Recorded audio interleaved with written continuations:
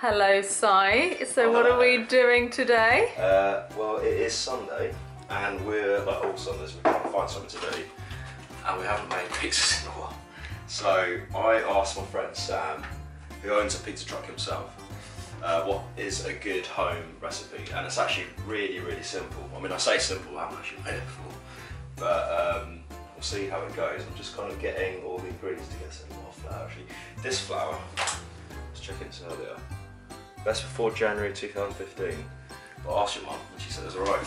Oh, mums know everything, don't they, when it comes to... Apparently so she thinks it's fine. I mean, she says as long as it hasn't got any mites in it, it's okay. And there's no mites in it. Good. But guys, if you follow this recipe, please buy some brand new flour. So how much are you putting in, and what type of flour is it, so please? this is super strong premium bread flour. Thank you, plug there for being noisy. I think you just need strong flour. Strong flour. I think that's all you need. Shush, sync with filming. So how much did you put in there? 500 grams. I mean, that's 494, but you add, like, you're going to be adding flour anyway, just so it doesn't stick. Right, so we got 325 ml of warm water. And then these little bad boys, actually, no, I think these are wrong as well. Oh God, they are. December 2016. They should be alright, because they're dried ingredients. I asked your mum, to be fair. Like I said before, do mums know ingredients. all? Fast action dried yeast. So unlike the dried yeast, you can actually, the super stuff, the fast action dried yeast, you can just stick it straight in with the flour. So just stick it straight in. So we've got 500 grams of strong white flour, and then a 7-gram packet of fast action dried yeast. Then, okay, so we've just got 1 teaspoon of salt. So you want to mix the salt and the yeast and the flour together. That'll do. And then you just literally add, check the old temperature. Nice finger test there. Just a little bit more. Hope you've washed your hands. You want warm water to activate the yeast basically, but I think that's a bit too warm. Put all the water in. This is the gross part. What fun part? The best bit, surely. Get in there, boy. Oh, listen to that noise. Russell Brand doesn't like putting his fingers in mix, does he? Do you remember him on Sunday Brunch? Did he say? Well, he just didn't like it, did he? He just thought it was a bit gross, didn't he? Got all the bits It is weird, isn't it? It's quite crumbly. In fact, what we'll do now is literally just plonk it all on here because it's pretty much mixed. So make sure you've wiped the surfaces first, guys. I'm going to be hygiene, health and safety girl today. And then what you have to do is just, God, it is really strong, isn't it? I think we just need to give it a good old beating. I'm doing this all wrong. Well, it's a Sunday, So, we're just doing it chilled. You No just, stress. yeah, just get some flour and just dust the surface. Otherwise, you don't want the spackle sticking, and you can actually rub all the flour all over your hands.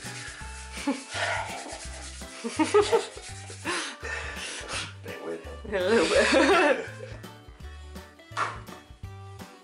Okay, so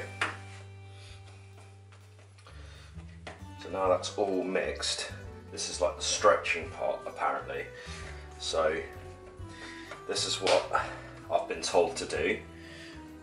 Apologies if this is incorrect to all the pros out there, but apparently you have to use this part of your wrist or your hand, and then you basically, I think I need more water, you know. It's a bit dry looking, isn't it? It's a bit dry looking, isn't it? I don't know. Don't ask me.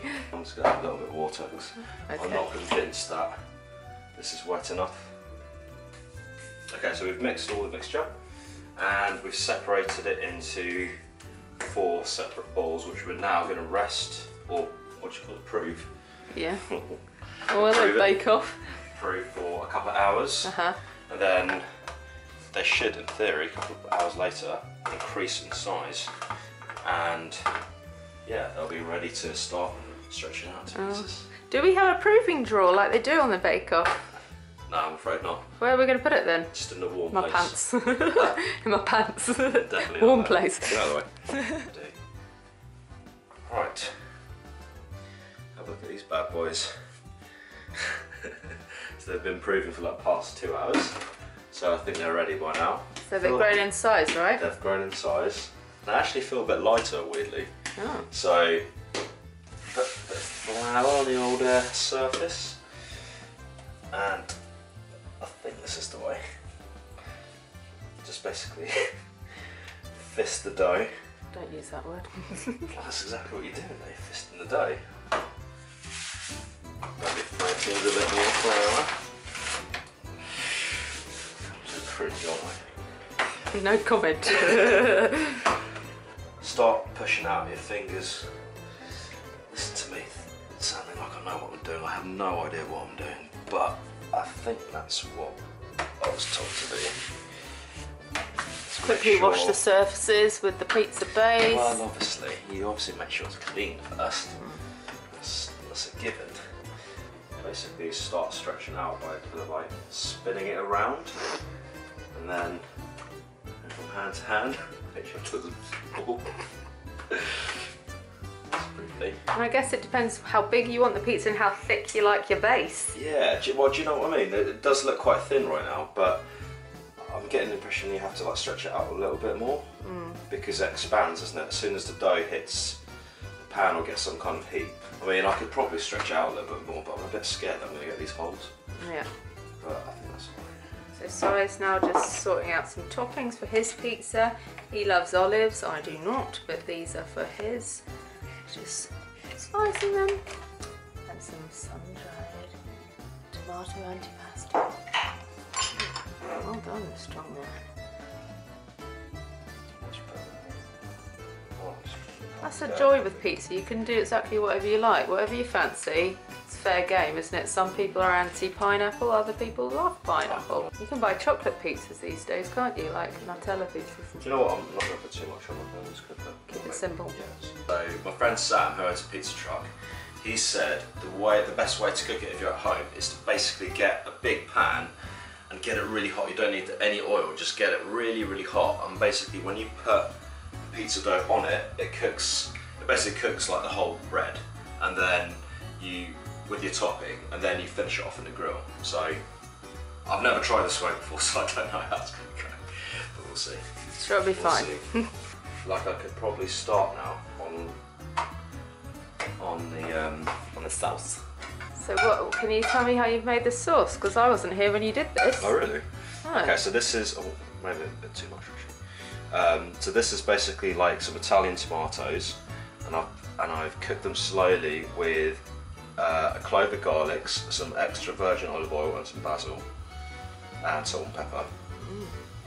Did you taste as you went just to get the balance right? I did, yeah. So at the moment I'm just putting some mozzarella on this bad boy.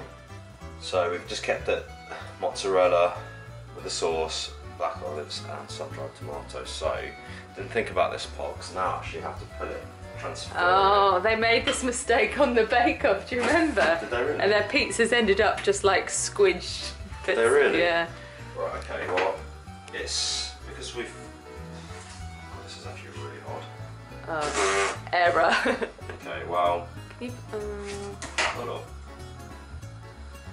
Oh, nice. I should have told you that this is what happened on the Bake Off. Do you know what? I need 2 of these. Oh, thinking on your feet, I like it. And maybe if I can... Oh. This is really hard. Be right back, people.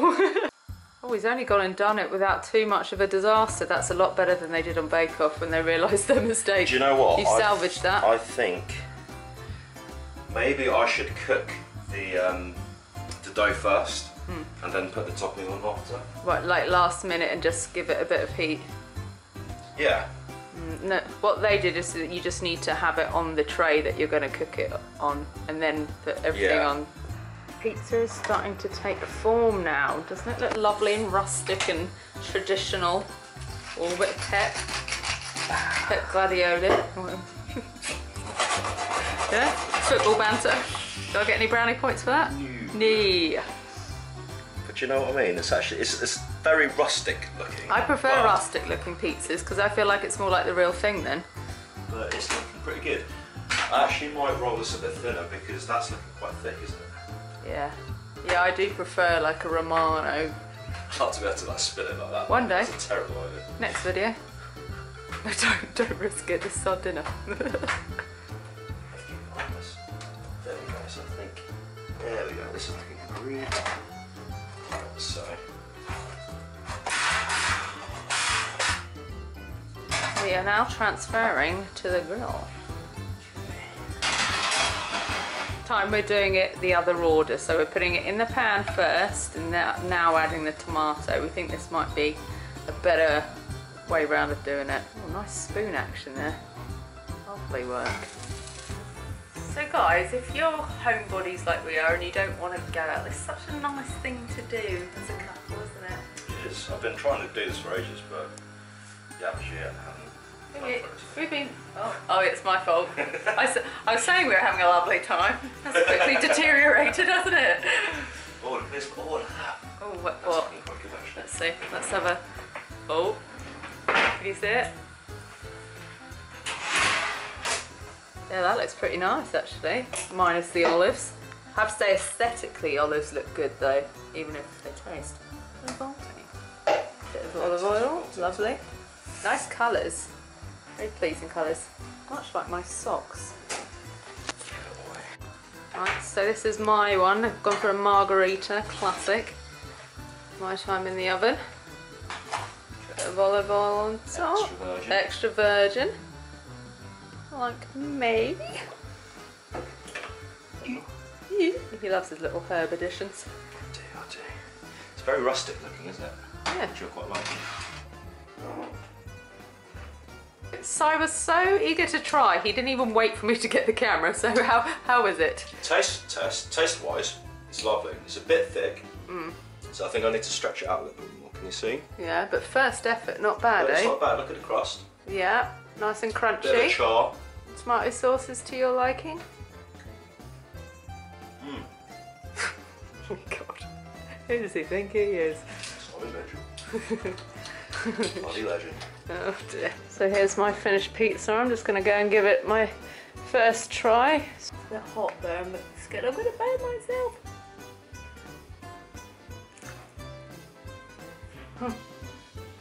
How was it? Oh my God, actually delicious. Why Actually are you so delicious. surprised? Are you filming? Yeah. Why are you so surprised? I don't mean to sound surprised, but because I'm a bit set in my ways with pizza. Like, I know what pizza I like, I know which pizza places I like, and whenever I try a new one, I'm like, but yeah, thumbs up. Yeah, we did it. If you want to do a vegan version, you use this stinky stuff. It's by BioLife, so it's the same make as the slices that they do, but this is their kind of parmesan. You can get it from Holland Barrett. This is exactly what I got. But it reeks. Well, it really does. Oh. But then parmesan does kind of smell, doesn't it? Yeah, it does. But for some reason this is like particularly pongy. But I'm going to be using this today on the pizza. It'll be interesting to see how it melts and also how it tastes. Yeah. But we'll give it a go. I tried it before and it was quite nice actually, but it's one of those things, I think it's the actual smell that's worse than the taste. Yeah. But we'll see. We'll see. We will see. Okay.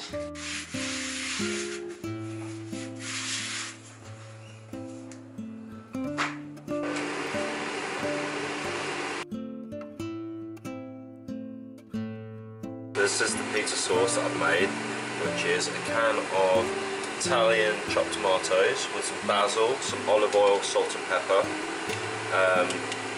Very simple.